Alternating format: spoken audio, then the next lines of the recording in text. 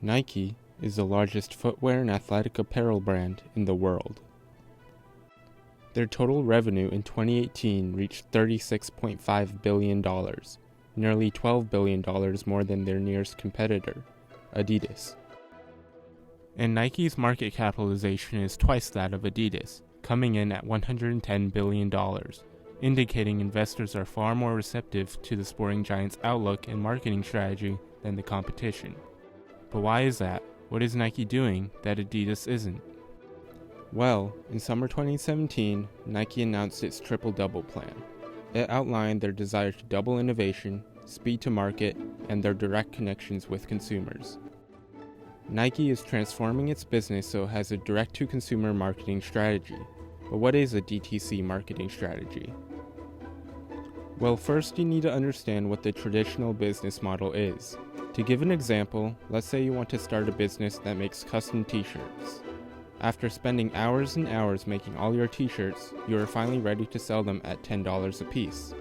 In this case, you need to sell your shirts to a wholesale distributor. The distributor will then sell, ship, and deliver the shirts they bought to a retailer, like Macy's or Nordstrom, who will then sell to the public.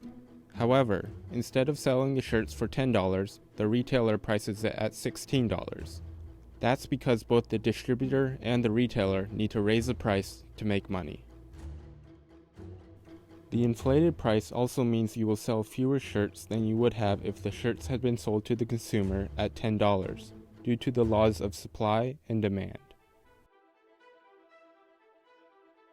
If a direct-to-consumer strategy was used, however, the shirt would be sold to the consumer at $10, because your product would have avoided the markups from both the distributor and the retailer, thus lowering the total supply chain cost. But how do companies form a direct connection with the consumer, and why is it the ideal business model? Well, selling your products online and shipping directly to customers is by far the most popular way. However, it doesn't have to end there. With the increasing presence of social media in people's day-to-day lives, DTC companies can cheaply pay for ads and easily access their target market. Buying ads on social media gets people talking about your product and helps to create a community centered around it. Companies can now collect more consumer data, giving them more information on how to provide exactly what people want. And new features like Instagram's checkout option, which allows people to buy a product that shows up in their feed, is making it easier for companies to make a connection with their consumer. Not only does the DTC strategy allow companies to access new markets,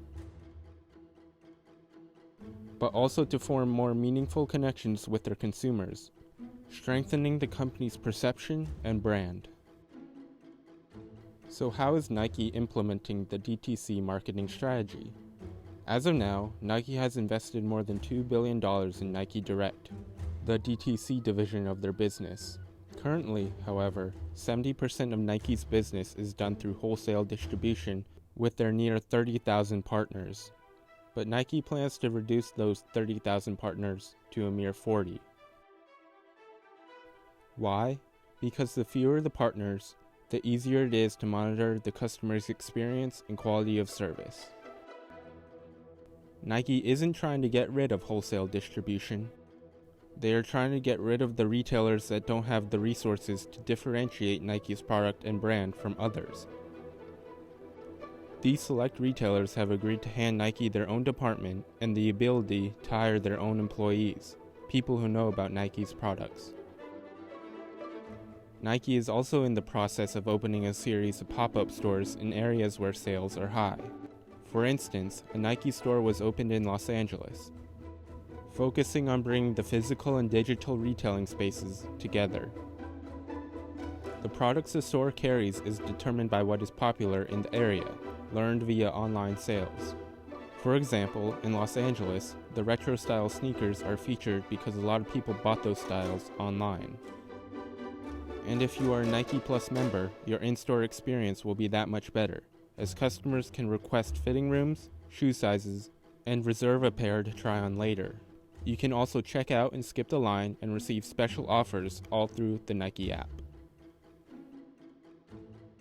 And all these efforts seem to be paying off.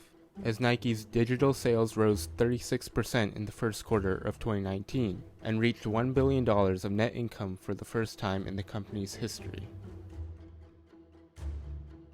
Rather than continue with the traditional business model, Nike decided to be proactive and switch their marketing strategy, a move that was necessary to stay relevant for years to come.